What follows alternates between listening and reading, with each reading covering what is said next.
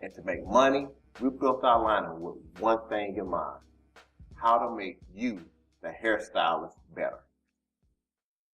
Hey, my name is Gina James. I'm from Turner Head Salon in Antioch, Tennessee.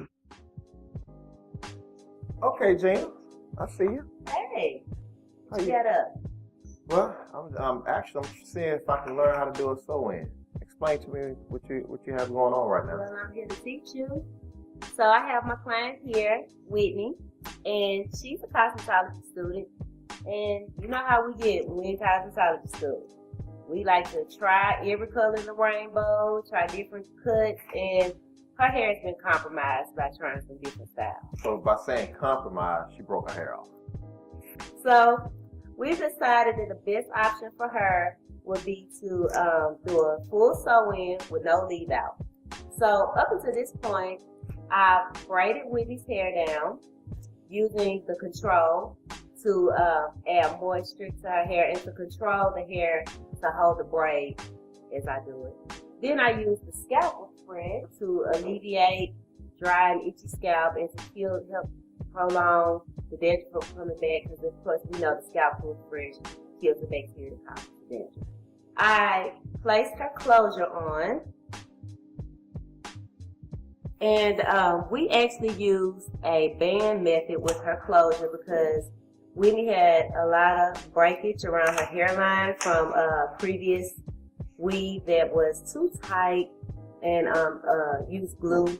So she had a lot of breakage around there. And we want this style to look as natural as possible.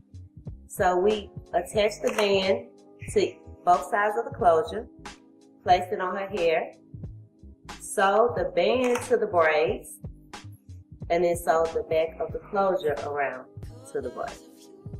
Gina, that sounds like a lot of intricate work here. Mm-hmm. I mean, obviously, you got to be a masterful technician when doing sew-ins in order to execute all these different steps. But yes. Let's just recap, because I want to make sure, because I don't do sew-ins like you do sew-ins. Exactly. Okay, so from what I understand, people say this is a protective style, right? This is a protective style because it is allowing you to style the hair extensions, putting heat on it as you want to, and you don't have to worry about putting that heat on your own hair or stress to your hair because it's braided up, and we're not doing anything to the hair once it's braided. We're making sure that we don't use too tight of stitches around her hairline where that hair is more fragile. So we're being really careful, and what I'm using is a lock stitch. You also use control to braid.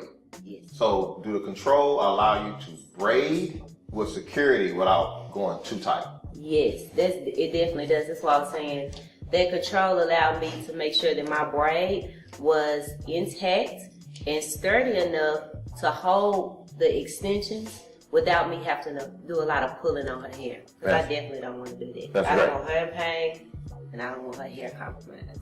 Okay, now, what about the net? Some people say use the net, some people don't say. Well, personally, I like to use a net because it gives me an even playing field. I don't have to try to attach a track of hair to each braid, and it gives me more versatility. Also, when you are around these edges, you don't want to put a lot of tension and trying to sew really, really tight. So this net allows me more flexibility with my hairstyle.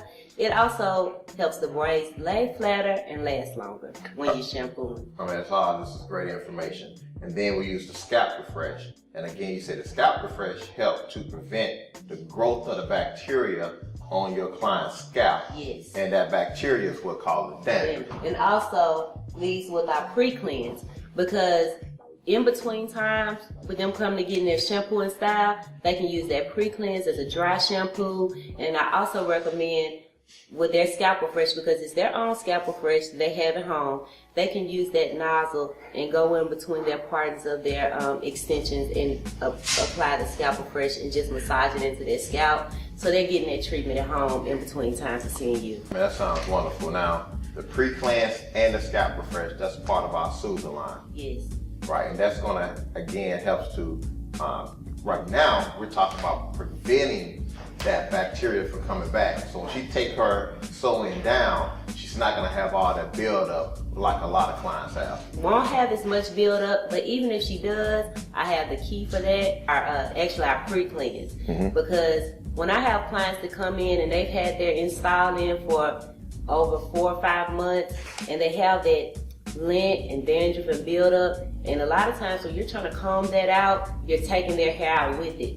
So I spray this pre-cleanse on their scalp before I begin to remove their braids, and the actual grit and grime, actually you can see it dissolving. So when you comb that hair out, it's so easy. I have clients that say, if you run out of that, don't book me an appointment. Make sure you have that on stock. I'll wait until you get it back in. I didn't know that the pre-cleanse actually helps when it comes to taking down sew-in. So I know as a hairstylist, when a client came in with a sew-in, it's almost like combing through a dread.